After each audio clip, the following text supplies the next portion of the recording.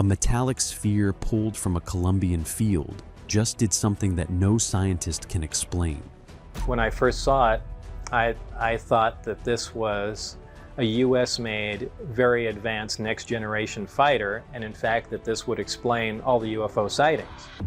It sat motionless for weeks under laboratory observation, until researchers played an ancient Sanskrit chant through the speakers. Within seconds, the object began glowing. The Sanskrit language is the root of all Indo-European languages. Proto-Sanskrit would be just a very ancient version of modern, what we have today as Sanskrit.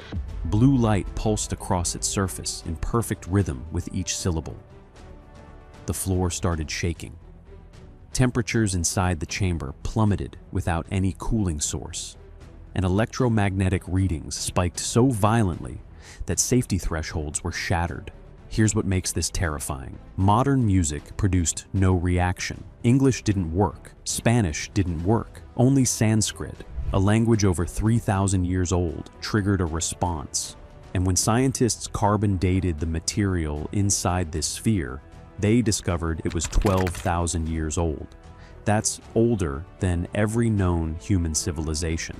So how does an object that predates recorded history recognize a language that wouldn't exist for another 7,000 years? Why does it only respond to specific sacred chants from the Rig Veda? And what exactly did researchers awaken when they played those sounds? The scientists who witnessed this still can't find words, but the data speaks for itself. And what it reveals will shake everything you thought you understood about ancient history, sound, and the nature of reality itself. The fall, March 2nd, 2025, the rural outskirts of Buga, Colombia. A farmer named Miguel Herrera was working his dry field when something streaked across the morning sky. Bright, fast, descending in an erratic zigzag pattern that made no aerodynamic sense. There was a faint whistling sound, then impact. Miguel ran toward the crash site. Thin smoke curled upward. The grass surrounding the object had been scorched into a perfectly circular pattern. But here's the catch. There was no burning smell, no fire, no explosion. The ground itself had hardened and dehydrated, as if every drop of moisture had been extracted in an instant. At the center sat a sphere, roughly 50 centimeters in diameter, mirror smooth, reflecting sunlight without a single scratch, weld seam, or sign of atmospheric heating. Miguel reached out to touch it. His hand snapped back immediately. His face went pale. A vibration had traveled through his fingers, subtle but unmistakable, like touching something alive. It felt like it had a heartbeat, he later told investigators. I know how that sounds, but I felt it. And get this, his phone stopped working. His watch froze. A compass in his pocket showed the needle spinning wildly before settling several degrees off true north. Other farmers arrived with their devices. Same result. Anything electronic brought within range of the sphere malfunctioned instantly. Yet radiation tests came back clean. The object simply sat there, humming at a low, steady frequency that seemed to pulse from somewhere deep inside. Local authorities retrieved it within hours and transported it to a temporary laboratory facility. But they had no idea what they were dealing with, because the anomalies were only beginning, and each new test would reveal something more impossible than the last. Impossible properties.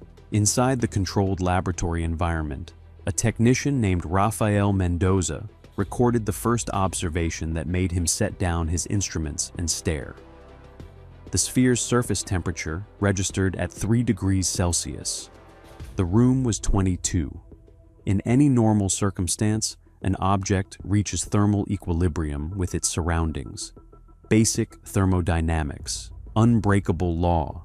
This sphere refused. Hours passed. The temperature difference persisted. Raphael checked his equipment 3 times. No malfunction. The object was somehow maintaining a temperature nearly 20 degrees below ambient conditions with no cooling mechanism. Vibration sensors detected rhythmic oscillations every 0.8 seconds. Consistent.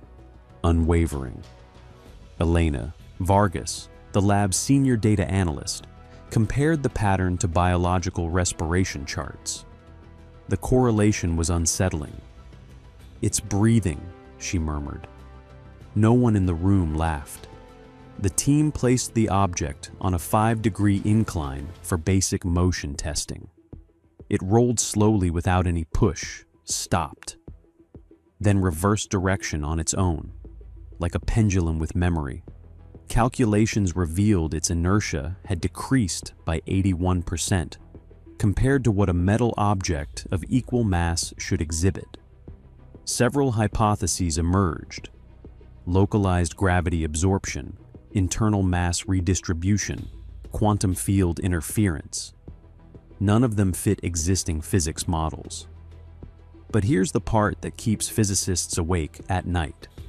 Electromagnetic tests revealed a stable frequency output around 190 Hz, with slight amplitude variations over time. Energy calculations suggested the sphere was generating approximately 100 watts per hour, continuously, without any detectable power source. The object appeared to produce energy according to rules that exist nowhere in scientific literature. When they finally ran the 3D X-ray scans, Raphael stepped back from the monitor. His face went white. 3 concentric metallic layers surrounded a crystalline core. The outermost layer was highly conductive, but composed of elements that don't appear on the periodic table. The middle layer functioned as a powerful insulator. And the innermost core? Organic crystal, with fiber optic-like conduits running through it. No screws, no joints, no welds. The entire structure appeared cast from a single piece of matter that shouldn't exist. Under electron microscopy, researchers discovered microscopic spiral engravings across the surface, geometric patterns that aligned precisely with the electromagnetic oscillation frequency. This wasn't random. This was engineered, deliberately designed for energy dispersal or absorption. Atomic analysis revealed isotope ratios completely distinct from any terrestrial material ever documented. Colombian media caught wind of the discovery. Images leaked. Headlines exploded across South America. Dr. Carlos Muñoz from the National Autonomous University of Mexico was among the first international scientists invited to examine it. His assessment sent chills through the entire research team. This is a technical language unseen in our era. If you want to keep uncovering secrets like this with us, hit subscribe. Because what they discovered next broke every rule in the physics textbook. But Dr. Muñoz had no idea what was coming, because a young graduate student was about to suggest something that would change everything and force the scientific community to confront possibilities they'd spent centuries dismissing. The sound that awakened. A soundproof chamber was constructed inside the laboratory, completely isolated from external interference. The sphere sat on an insulated platform, surrounded by electromagnetic sensors, thermal monitors, and optical vibration measurement systems. The research team began systematically testing sound frequencies from 60 to 20,000 hertz, musical instruments, synthetic tones, human voices in English, Spanish, Portuguese. Nothing produced a clear response. Between 190 and 300 hertz, surface vibrations increased slightly, suggesting possible resonance.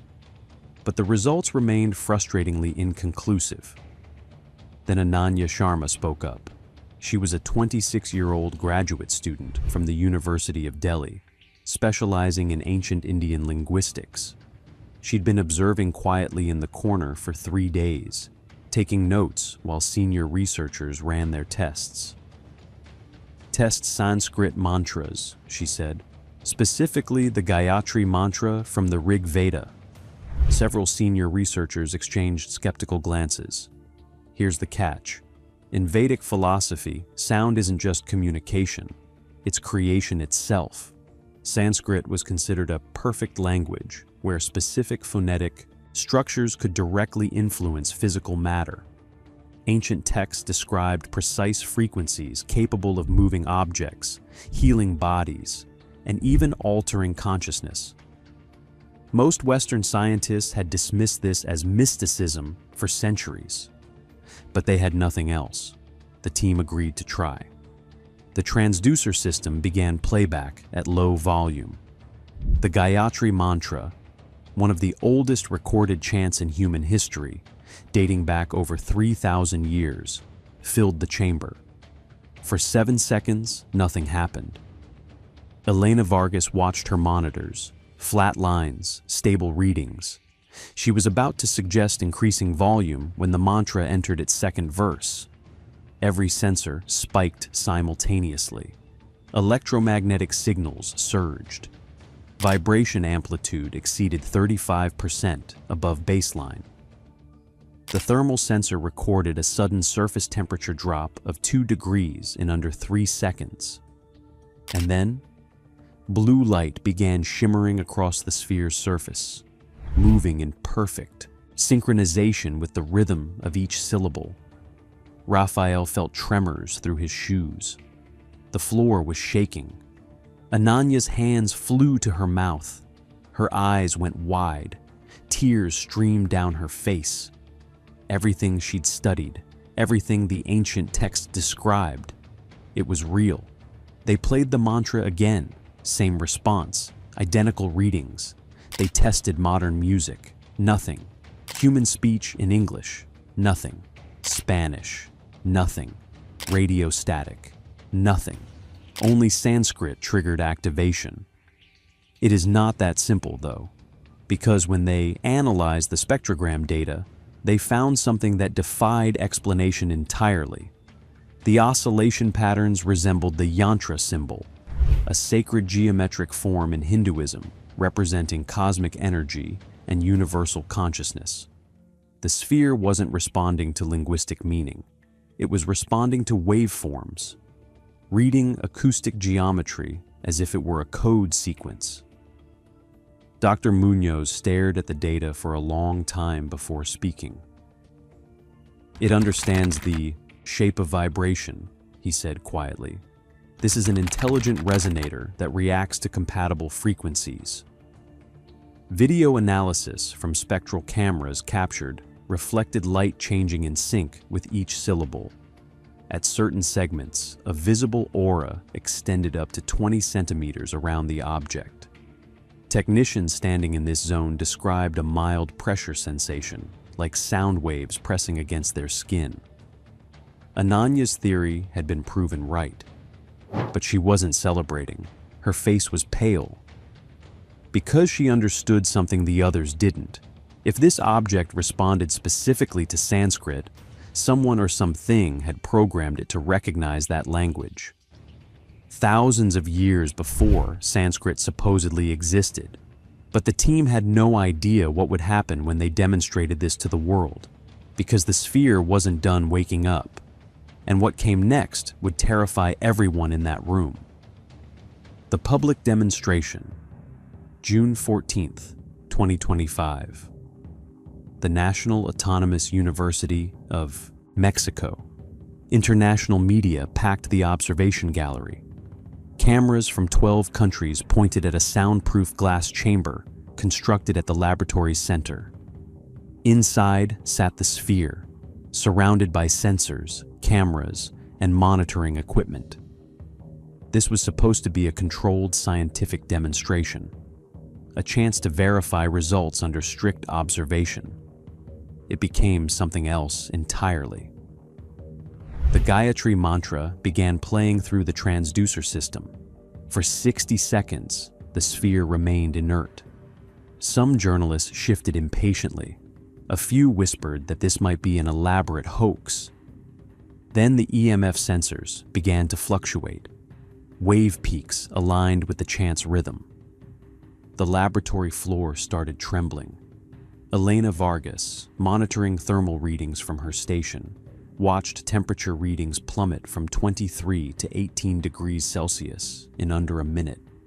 No cooling source, no air conditioning spike, no explanation. The blue glow returned, then shifted to violet, synchronized with the rising pitch of the sacred chant. Video feeds began distorting. Cameras shook violently. Raphael shouted something about electromagnetic interference overwhelming the equipment. Engineers moved to cut playback, but pulse signals continued for several seconds after the speakers went silent. This is where things get terrifying. A specialized sensor detected low-frequency gravitational-like waves, artificial gravity oscillations, something that shouldn't exist outside theoretical physics papers and science fiction. A deep hum filled the room. Not mechanical, something else entirely. Primordial. The sphere pulsed with light in rhythm with the mantra's echo, like a biological heartbeat responding to ancient words. Dr. Munoz signaled frantically to terminate the experiment when readings exceeded every safety threshold they'd established. The sound stopped. The lights dimmed. Temperature stabilized. But even in complete silence, sensors continued detecting faint vibrations emanating from the sphere's core. 225 hertz. Rhythmic, persistent, unwavering. They named this phenomenon echo breathing. The object had absorbed the Sanskrit sound and was now emitting energy autonomously, without any external input. And that's putting it lightly, because the carbon dating results that arrived 3 days later revealed something that shattered every timeline they thought they understood. The organic resin layer inside the sphere dated back approximately 12,000 years. That predates Sumeria, predates ancient Egypt, predates every known human civilization, every written language, every recorded history. And yet this impossible artifact responded specifically to Sanskrit chants that wouldn't be composed for another 7,000 years. The implications were staggering, and the world was about to tear itself apart trying to explain them. The world reacts. Within weeks, the demonstration footage spread across every continent. Factions formed. Battle lines were drawn. Some researchers suggested the sphere was alien technology, a seed dormant for millennia, activated by a language it had been waiting to hear. Dr. Stephen Greer proposed it might be an extraterrestrial probe that had finally awakened after eons of silence. Ancient astronaut theorists reference Vedic texts describing Vimana, flying machines powered by mantras and sound frequencies that mainstream archaeology had dismissed as mythology. Basically, every fringe theory imaginable found new life overnight. Skeptics pushed back hard. Stanford's professor Gary Nolan suggested the object might be sophisticated industrial technology using fiber optics and micro-LEDs to simulate supernatural effects. Neuroscientist Julia Mossbridge proposed the reactions could be engineered illusions amplified by collective expectation and confirmation bias. But here's the deal. No one successfully disproved the recorded data. Every frame was analyzed, every graph was scrutinized, every sensor reading was verified by independent experts. No fabrication was found. By late 2025, the sphere remained sealed in a multi-layer vacuum chamber under strict government oversight. Then something happened that silenced even the most vocal skeptics. The sphere's mass had increased from 8 kilograms to 11. With absolutely no external input, and electromagnetic pulses matching the Gayatri mantra's exact melody were detected emanating from the object.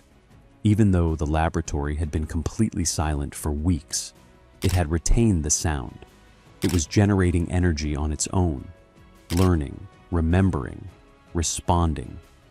UNAM issued a formal statement describing the phenomenon as a matter-sound vibrational interaction never observed in experimental physics.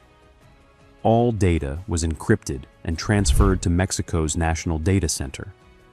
Access requests from international research institutions were denied without explanation. Here's the wildest theory floating around classified circles right now.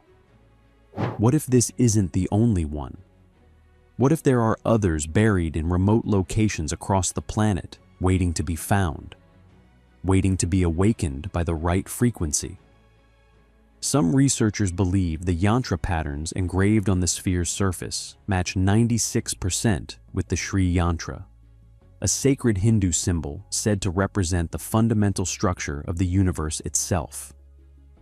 If that's true, this object might be a key, a receiver, or a beacon broadcasting to something we can't yet comprehend, and someone or something might already be listening for its signal. If a 12,000-year-old artifact responds to sounds from the Rig Veda, what else did the ancients encode into their sacred chants? What knowledge have we dismissed as primitive superstition that might actually be instructions we've forgotten how to read? And here's the question that haunts me. Is this the only sphere? Or are there others scattered across the earth, silent and waiting, until someone speaks the right words? Subscribe now. Turn on notifications. Because the next discovery might answer questions humanity isn't ready to ask.